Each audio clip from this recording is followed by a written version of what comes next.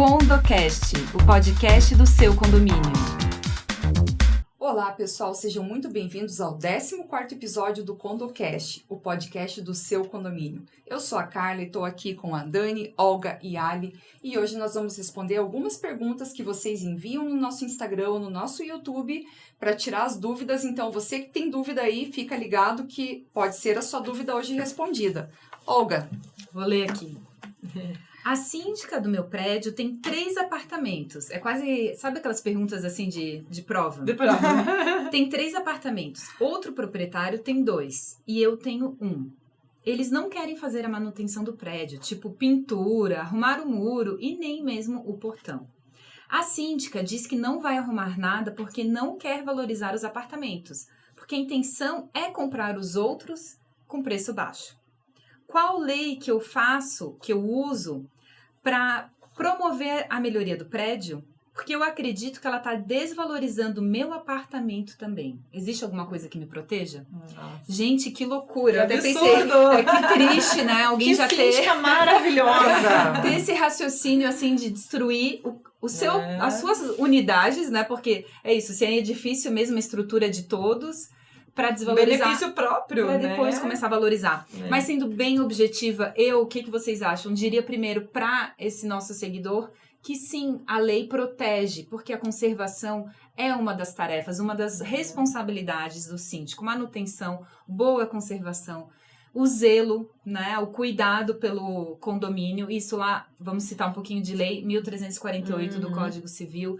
Também no artigo seguinte vai falar até da destituição, ou seja, retirar esse síndico que não promove uma boa conservação. Essa síndica pode ser até penalizada, civilmente. Ali, até penal, né? Porque daqui a pouco pode acontecer, gente, como a gente vê prédios assim que vão chegando à ruína.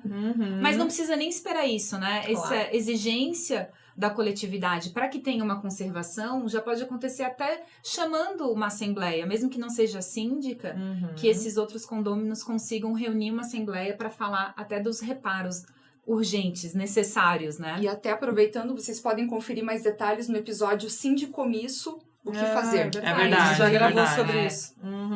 Então tem sim, a lei dá essa proteção. Vamos lá, então. Mais uma pergunta. Sou zeladora em condomínio e em vistoria pelos halls dos andares encontrei alguns apartamentos que penduram quadros nas paredes em frente aos apartamentos. E avisei ao síndico, a restrição é só para objetos que atrapalhem o acesso de pessoas ou também para quadros decorativos. Bom, então vamos lá. Por mais que o hall de acesso dos apartamentos seja um local ali de pouco acesso, ele é uma área comum do condomínio. Então, ela não pode ser decorada a bel prazer sem que isso não tenha sido estipulado ou no regimento, convenção, ou numa assembleia condominial.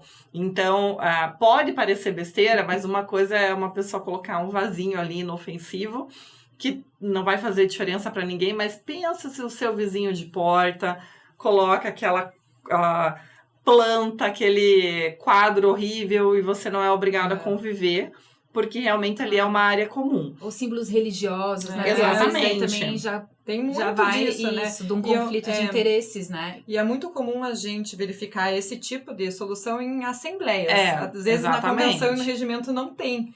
Então, eles convocam uma assembleia para estipular ali o que pode, o que não pode. Não pode pintar, mas pode um quadro. Ou vai definir um padrão, ou vai ter, digamos, a regra da concordância ali, 2 apartamentos por andar. Cada apartamento define ali junto com o outro, se entendem. Porque o hall de entrada não é um espaço que vai ter muita gente ali, muitos visitantes. É realmente o morador e os seus visitantes. Mas às vezes vizinho de porta e acontece essas confusões. E o hall é considerado área comum.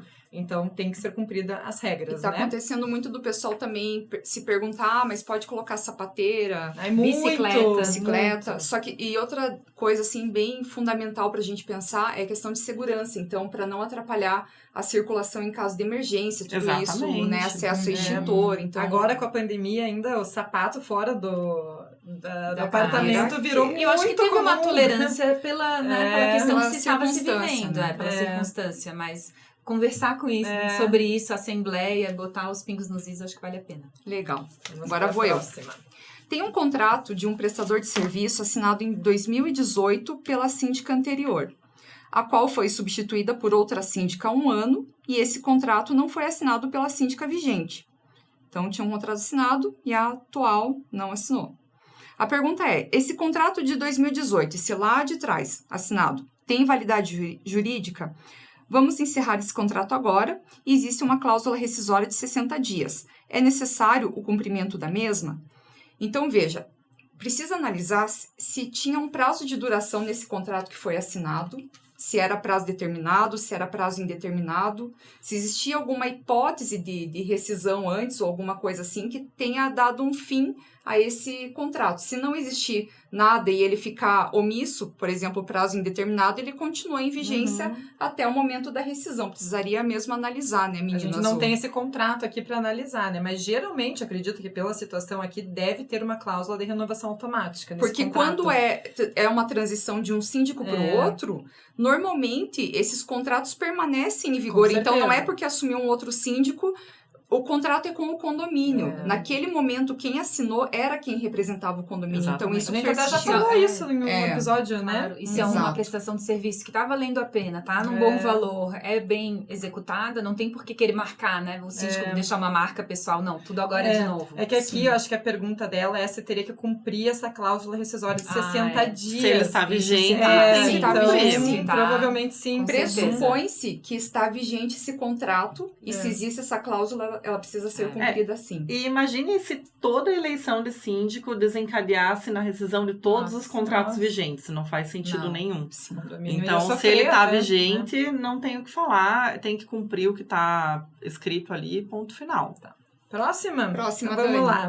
Sobre garagem, posso alugar para pessoas de fora? Bom, essa é bem curtinha a resposta, porque lá no nosso Código Civil ele é claro que não pode fazer locação para pessoas de fora do condomínio.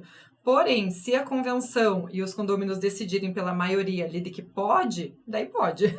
Então, a gente tem a lei falando que não, mas se os Mostra condôminos... bem essa relação da lei com a convenção, né? A lei faz uma determinação, mas abre espaço para a convenção especificar diferente. Se aquele condomínio diferente. acha interessante ter essa possibilidade, eles podem decidir que sim. Mas se não tem nada disso na convenção, não pode pelo Código Civil. E até para a gente ver a importância que uma decisão da Assembleia tem, a importância de um regimento de uma convenção, né? Bem escritos e adequados para aquela realidade. Para aquela né? realidade. Então, às vezes, as pessoas não dão tanta importância para uma Assembleia, mas ela é a soberana. Até judicialmente. O juiz, é aquilo que eu já falei em outro episódio. O juiz vai perguntar o que a Assembleia de Condomínio falou, o que ela decidiu. Claro. Então, é isso. Aí. Então, essas foram as perguntas de hoje. E se você tem dúvida, manda para nós. Manda via Instagram, via YouTube. E até o próximo episódio. Você acabou de ouvir CondoCast, o podcast do seu condomínio. Envie suas sugestões e nos siga nas redes sociais.